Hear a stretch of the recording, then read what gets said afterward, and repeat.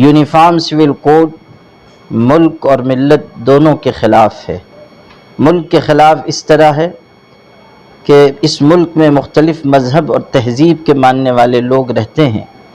اگر uniform civil code لایا جائے گا تو ملک میں رہنے والے الگ الگ مذہب اور تہذیب کے لوگ متاثر ہوں گے، ان میں بے چینی پیدا ہوگی۔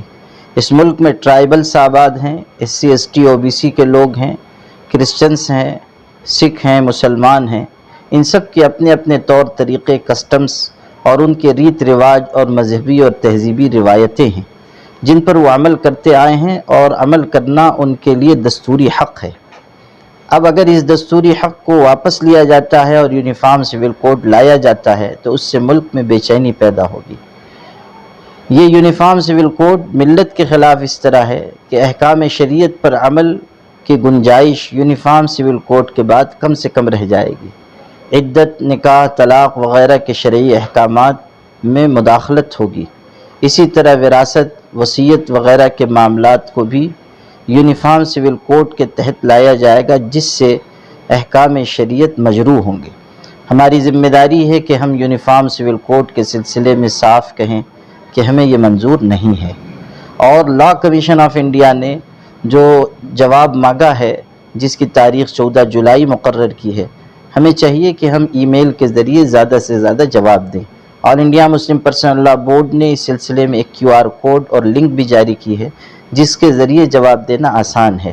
ایک جمہوری ملک میں ہمیں جمہوری تقاضوں کے پیش نظر اپنی رائے کا ضرور اظہار کرنا چاہیے۔ ہمیشہ یاد رکھیے، جمہوریت میں اٹھے ہاتھوں کی قیمت ہوتی ہے، گرے ہاتھوں کی قیمت نہیں ہوتی۔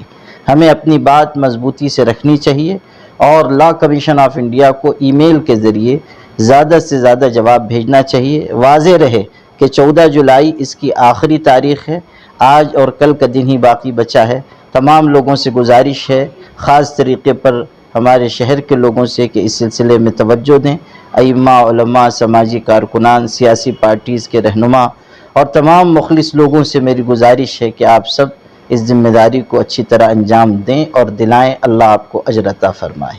مولانا، اب کچھ علماء کرام یہ باتیں کر رہے ہیں کہ ابھی تک مسودہ تیار نہیں ہے، تو سامنے آنے دیجیے، اس کے بعد ہم کچھ فیصلہ کریں گے۔ اصل میں دیکھیے، یہ بات کمزور ہے کہ اس کا کوئی ڈرافٹ نہیں پیش ہوا۔ اتراکھنڈ میں اس کا ڈرافٹ پیش ہوا ہے، جس میں عدت کے ختم کرنے کی بات ہے، جس میں یہ لکھا ہے کہ مرد عورت دونوں کو طلاق کا حق ہوگا، جس میں یہ ہے کہ پالیگمی پر پابندی لگائی جائے گی، جس میں یہ ہے کہ 2 سے زیادہ بچوں پر پابندی ہوگی، وراثت میں مردوں عورتوں کا برابر کا حصہ ہوگا۔ یہ سب باتیں لکھی ہوئی ہیں اور اسی طرز کا یونیفارم سول کوڈ لایا جائے گا۔ ویسے بھی مان لیجئے کہ اگر کوئی ڈرافٹ نہیں بھی پیش کیا گیا ہے، تو کیا آپ یہ سمجھتے ہیں کہ گورنمنٹ ایسا یونیفارم سول کوڈ لائے گی جو آپ کی شریعت کے مطابق ہوگا؟ صاف بات ہے کہ ایسے ہی ڈرافٹ لایا جائے گا جس سے آپ کے اور دوسرے لوگوں کے حقوق متاثر ہوں گے۔ اس لیے یہ بات مت کیجئے کہ ڈرافٹ نہیں آیا ہے تو ہم کیوں مخالفت کریں۔ یہ بات کیجئے کہ یونیفارم سول کوڈ دین اور دستور دونوں کے خلاف ہے، اس لیے ہم اس ملک میں مذہبی تہذیبی آزادی چاہتے ہیں، یونیفارم سول کوڈ ہم نہیں چاہتے۔